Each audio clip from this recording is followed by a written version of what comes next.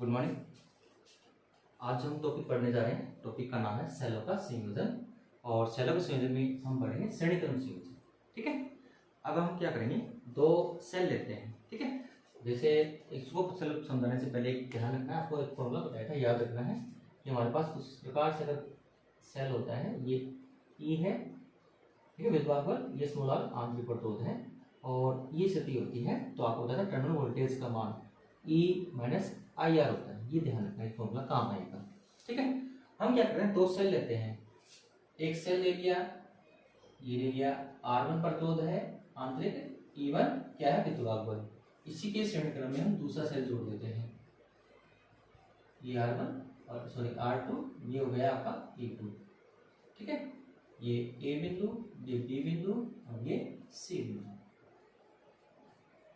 ठीक है, श्रेणीक्रम संयोजन क्या होता है, जब सेलों के किसी एक टर्मिनल को दूसरे सेल के, जब किसी सेल के एक टर्मिनल को दूसरे सेल के विपरीत ध्रुवता के टर्मिनल से संयोजित कर देते हैं, तो इस प्रकार के संयोजन को हम क्या कहते हैं, श्रेणीक्रम संयोजन कहते हैं। फिर से समझिएगा, सेलों का श्रेणीक्रम संयोजन क्या होता है, जब किसी सेल के एक टर्मिनल को किसी दूसरे सेल के विपरीत ध्रुवता के टर्मिनल से संयोजित कर देते हैं, तो इस प्रकार के संयोजन को हम क्या कहते हैं, श्रेणीक्रम संयोजन कहते हैं। ठीक है, अब इसको हम श्रेणीक्रम संयोजन में संयोजित कर दिया, हमारे पास उस प्रकार की स्थिति हमारे पास आ जाती है, ये हम इसको श्रेणीक्रम में संयोजित कर दिया। ठीक है, तो इसका तुल्य परिपथ बना रहा हूं मैं, मतलब दोनों को अगर संयोजित कर दिया तो संयोजित करने के बाद इसका तुल्य परिपथ कुछ इस प्रकार से हमारे पास प्राप्त हो जाएगा। ये तो हो जाएगा E इक्वल तुल्य विद्युत बल, और ये R इक्वल तुल्य आंतरिक प्रतिरोध। ठीक है, ये आपका सेल बन गया इन दोनों को संयोजित करने के पश्चात। ठीक है, अब समझिएगा, हमने इसके संयोजन को एक बाह्य प्रतिरोध के घटक R से संयोजित कर रखा है। संयोजित करने पर यहां से यहां तक का जो विभवांतर होगा, V बराबर क्या होगा हमारे पास, IR होगा कि नहीं होगा, तो वो हो जाएगा V बराबर IR, याद रखिएगा। और यहां से यहां तक का विभवांतर क्या हो जाएगा, VA माइनस VC, समीकरण नंबर। ये बात समझ में आई आपको, ध्यान रखिएगा। यहां से यहां तक विभवांतर हम बताएंगे तो V बराबर क्या हो जाएगा, IR, क्योंकि धारा इसमें क्या प्रवाहित हो रही है हमारे पास, यहाँ पर धारा प्रवाहित हो रही है, I धारा प्रवाहित हो रही है, I धारा प्रवाहित होगी तो यहाँ से यहाँ तक IR, तो वही यहाँ पे होगा IR। इसको हम VA, ये A टर्मिनल है, ये C टर्मिनल है, तो VA माइनस VC विभवांतर हो गया।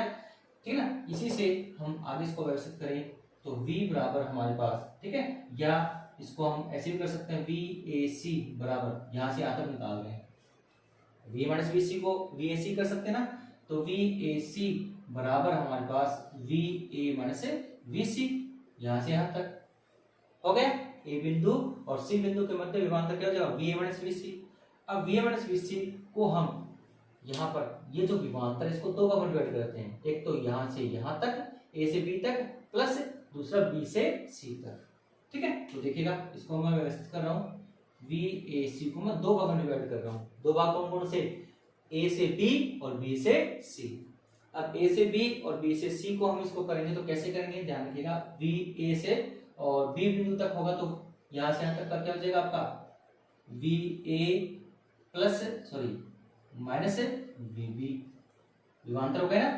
फिर यहाँ से यहाँ तक का प्लस यहाँ से यहाँ तक का क्या हो जाएगा, VB माइनस VC। इन दो बिंदुओं के मध्य विभवांतर प्लस इन दो बिंदुओं के मध्य विभवांतर का योग यह पूरे विभवांतर के बराबर हो जाएगा। हो गया, तो हमने ये कर दिया। इतना करने के बाद अब ये जो फॉर्मूला मैंने आपको बताया था कि किसी सेल के सिरों के मध्य विभवांतर हमारे पास क्या होता है, V बराबर क्या होता है हमारे पास, टर्मिनल वोल्टेज का मान E माइनस IR, मतलब प्रथम सेल के सिरों के मध्य विभवांतर का मान हमें निकालना है, तो विभवांतर V बराबर क्या होता है, E माइनस IR। तो ये इसको हम यहाँ पे रख देंगे, VA माइनस VB का मान, जिसको विभवांतर है जो A से B बिंदु के मध्य विभवांतर है, तो इस सूत्र से काम में लेंगे तो E की जगह क्या होगा यहाँ पर बताओ, इस सेल के लिए E1 माइनस धारा क्या है इसमें I, प्रतिरोध क्या है R1, हो गया, प्लस VB माइनस VC, मतलब यहाँ से यहाँ तक का विभवांतर टर्मिनल वोल्टेज, तो टर्मिनल वोल्टेज इसका क्या हो जाएगा, E2 माइनस IR2, ये हो गया आपका टर्मिनल वोल्टेज का मान। ठीक है, इसको थोड़ा व्यवस्थित कर लेते हैं, तो VAC हमारे पास VAC का मान क्या हो जाएगा, E1 प्लस E2 माइनस, इसमें कॉमन ले लेते हैं, इसमें से हमने क्या कर लिया, माइनस कॉमन ले लिया, माइनस कॉमन लिया तो यहाँ पर क्या बच गया, R1 प्लस R2, इसको व्यवस्थित किया तो हमारे पास ये माना गया, माइनस I कॉमन लिया इसमें से और इसमें से, तो अंदर क्या बच गया, R1 प्लस R2। अब इसकी तुलना हम इसके विभवांतर से कर देते हैं, तो यहाँ से आता क्या है, यहाँ से आता टर्मिनल वोल्टेज का मान क्या होगा आपका VAC, ये A बिंदु है, ये C बिंदु है, तो इसका मान क्या होगा, यहाँ से यहाँ तक, यहाँ से देखो आपका इस सूत्र को काम मिलेंगे, तो E equal minus I R equal, ये यहाँ पे मान रख देंगे, तो VAC बराबर, इसका तुल्य हम निकालेंगे टर्मिनल वोल्टेज, तो क्या हो जाएगा, E equal minus I R E equal, इस समीकरण नंबर 2, इस समीकरण नंबर 3, समीकरण 2 व 3 की तुलना कर लेते हैं। जब इसकी इसकी तुलना करोगे तो देखो VAC दोनों में है, इसकी जगह ये कर सकते हैं, मतलब E इक्वल के बराबर हमारे पास क्या है, E1 प्लस E2, सेम ऐसे ही स्मॉल r E इक्वल के बराबर क्या हमारे पास, R1 प्लस R2। हमने क्या किया है, तुल्य विद्युत भागफल निकाल लिया है और तुल्य आंतरिक प्रतिरोध निकाल लिया। अब हमें निकालना परिपथ में प्रवाहित होने वाली धारा का। तो हम क्या करेंगे, इसको दोबारा काम में लेंगे, VA माइनस VC के बराबर IR है कि नहीं है, इसके बराबर V है कि नहीं है, ठीक ना, तो ये मान हम यहाँ पे रख देंगे या यहाँ रख देंगे, ठीक है। इसको जैसे कोई भी समीकरण हमारे पास है इसके बराबर हम लेंगे, तो यहाँ पर रखेंगे तो देखिएगा समीकरण 1 से क्या है हमारे पास, VAC बराबर IR है कि नहीं है, ठीक है। और इसके बराबर क्या है, VA माइनस VC है क्या।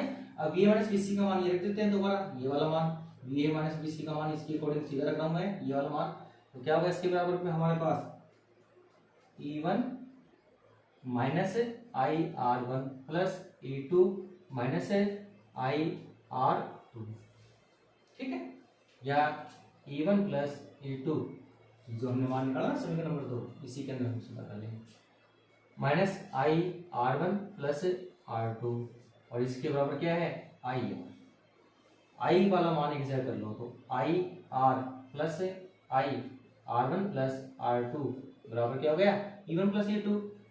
हमें ना मान किसका चाहिए, I का, तो I कॉमन ले लो, अंदर क्या बच गया, R plus R1 plus R2 बराबर क्या हो गया, E1 प्लस E2, या I बराबर क्या हो गया हमारे पास, E1 प्लस E2 बटे R plus R1 plus R2। इसी को हम E1 प्लस E2 का मान क्या था हमारे पास, E इक्वल, तो E इक्वल भी कर सकते हैं बटे R plus R E equal, ये हमारे पास हो गया परिपथ में श्रेणीक्रम संयोजन में संयोजित करने के पश्चात धारा का मान। तुल्य विद्युत भागफल पूछे तो सबका क्या हो जाएगा सम, तुल्य आंतरिक प्रतिरोध पूछे तो भी क्या हो जाएगा, सबका योग हो जाता है, ठीक है ना, जितने भी। अब इसका मतलब क्या है, श्रेणीक्रम में जब संयोजित किया जाता है तो तुल्य विद्युत भागफल का मान सभी सेलों के विद्युत भागफलों के योग के बराबर होता है और तुल्य आंतरिक प्रतिरोध का मान सभी प्रतिरोधों के संयोजन के बराबर होगा, योग के बराबर होगा। तो ये हमारे पास हो गया तुल्य विद्युत भागफल, तुल्य आंतरिक प्रतिरोध और परिपथ में प्रवाहित होने वाली धारा का मान, ठीक है। अब यहाँ पर कुछ स्थिति हम मान लेते हैं, जैसे हम मान लेते हैं कि अगर हमारे पास E1 बराबर E2 बराबर E3 सभी बराबर हो, सारे बराबर हो, तो En के बराबर E मान लेते हैं। ऐसे ही R1 बराबर R2 बराबर R3 सारे क्या हो, बराबर हो, इसको R मान लेते हैं। तो E इक्वल बराबर क्या होगा हमारे पास, E1 plus E plus E plus E, 1 की जगह सबकी जगह E करना अपने को, ठीक है। तो इसको हम सकते हैं NE। ऐसे ही R इक्वल बराबर क्या हो जाएगा हमारे पास, R इक्वल बराबर R प्लस R, इसको हम कर सकते हैं N R। ये वैल्यू आप पुट करो तो धारा I की वैल्यू क्या हो जाएगी हमारे पास, N E बटे R प्लस क्या हो जाएगा NR, N स्मॉल r, ठीक है। N इसमें से कॉमन ले लो तो I बराबर क्या हो जाएगा E बटे यहाँ पर R बटे N, N कॉमन लिया ना इसमें से बाहर निकाला हमने, तो प्लस ये क्या हो जाएगा, परिपथ में प्रवाहित होने वाली धारा। कब, जब विद्युत वाहक क्या हो, समान हो, और प्रतिरोध भी क्या हो, समान हो, आंतरिक प्रतिरोध भी क्या हो, समान हो। तो ये हो गया आपका सेलों का संयोजन, श्रेणी क्रम संयोजन। ठीक है, चलिए